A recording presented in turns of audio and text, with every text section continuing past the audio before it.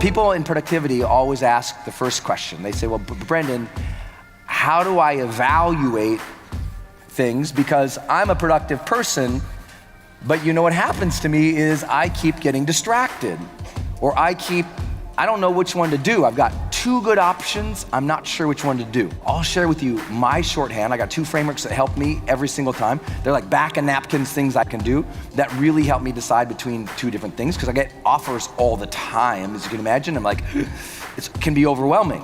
And so here's how I do it. Future value plus L. Oh, yeah, plus PD. Okay. This is my magical shorthand that helps me so much. The terms of any deal has to be less than ROI plus FV plus L plus PD. Okay, next up. Just check it if you're here. It's a super simple one. Okay, I got option A or option B. I'm gonna run them both through this equation, and whichever one wins is the one I'm most likely to choose. And if they're really close, I'll run them through the second framework I'm gonna show you. So the first one is easy. Time, energy, resources, money. This means the terms of any deal have to be less than. So in other words, what I put into something, whatever I put into something has to be less than what I think I'm gonna get out. How many follow? Very utilitarian, right? Very utilitarian value here. If I'm gonna put a bunch of stuff in, I better get more out, okay? And what I found is if I have a deal and I'm gonna put a bunch of time into it, or energy, or resources, or money, I'd better get more out of it. But what my magical thing was the S. This is the one no one ever thinks about, and everyone screws up, and they make a lot of decisions. A lot of utilitarian-minded people, very logical, strategic people, make decisions based on time, energy, resources, money, and they forgot the S in the equation, and you have too. Think about every bad decision you ever chose versus something else. You said, I wish I wouldn't have done that. You just did not consider this thing called sanity.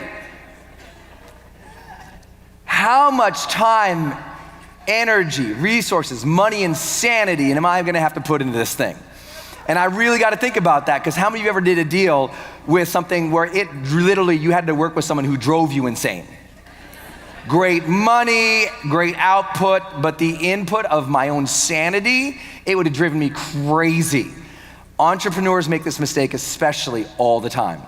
You don't think about how much craziness is gonna go into something. You just get attracted to the time, energy, resources, money. You're not thinking about the lifestyle or the community or other things that could really shape how sane it is, right? That's one thing I'm proud about with what we do with CHPC, is like, we make this a very sane, calming, comforting community. We step by step it, it's not scary, because I think a lot of other people, it's just easy to get attracted to things that drive you insane.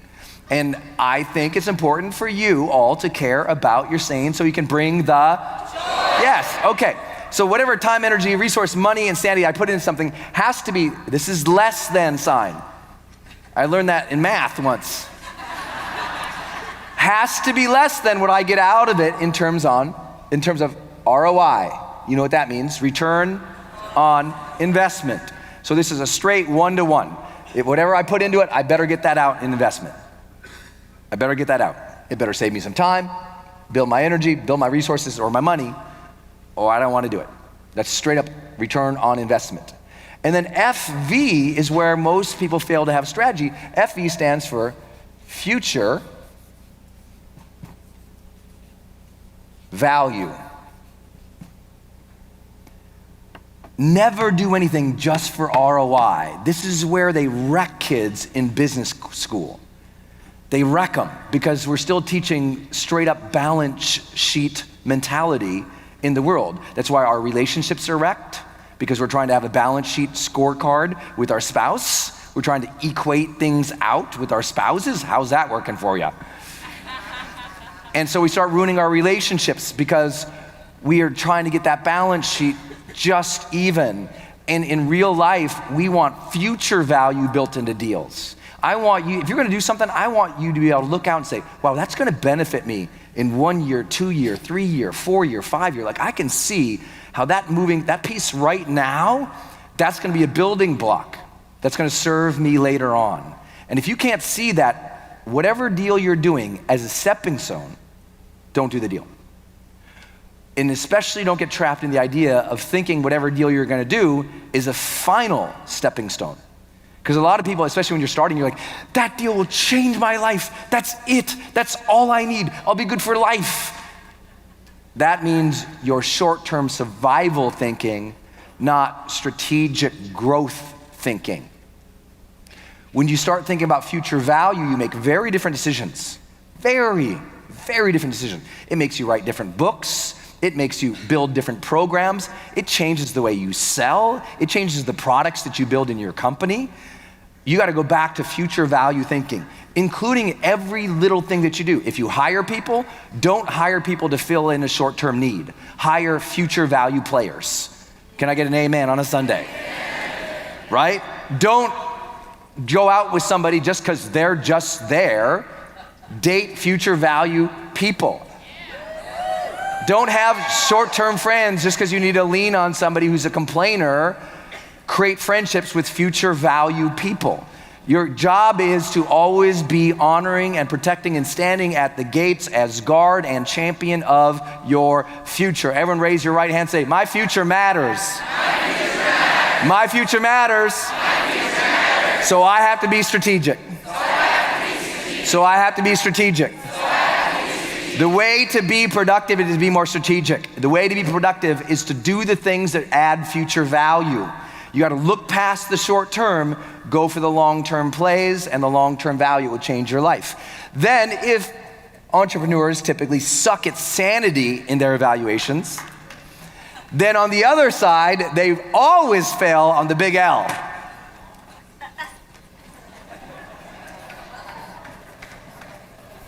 Lifestyle. They'll take the deal because it's good time. It's energy. It's making a lot of money. It's not too crazy. It's not too crazy. I can handle it, but they're not thinking on the other side, boy, if I say yes to that, that means I'm gonna be working 20 more hours a week. Who's ever said yes to something that made you work 20 or 30 or 40 more hours a week and you didn't anticipate it? Yeah, I've been there too. And listen, is that related to your productivity, yes or no? Yes or no? Yeah. When you make decisions and you're not looking at the future value or thinking lifestyle, no wonder your short-term productivity is wrecked. Because you said yes or jumped into something that wasn't your thing. It wasn't of your character. It wasn't who you are. It wasn't the lifestyle you wanted to be. It wasn't who you wanted to become. And that's because you didn't take into account personal development either. You can't keep saying yes or keep evaluating things in like, well, that sounds good. Just because it's good, does it serve who you want to become? This can be your day for personal growth. This can be that day you committed to and you remember and you go, that was the day I got myself a community. I got better coaches. I committed to making my life the absolute best that I could. This is that day. Make today your growth day. Click the button on this page and sign up right now.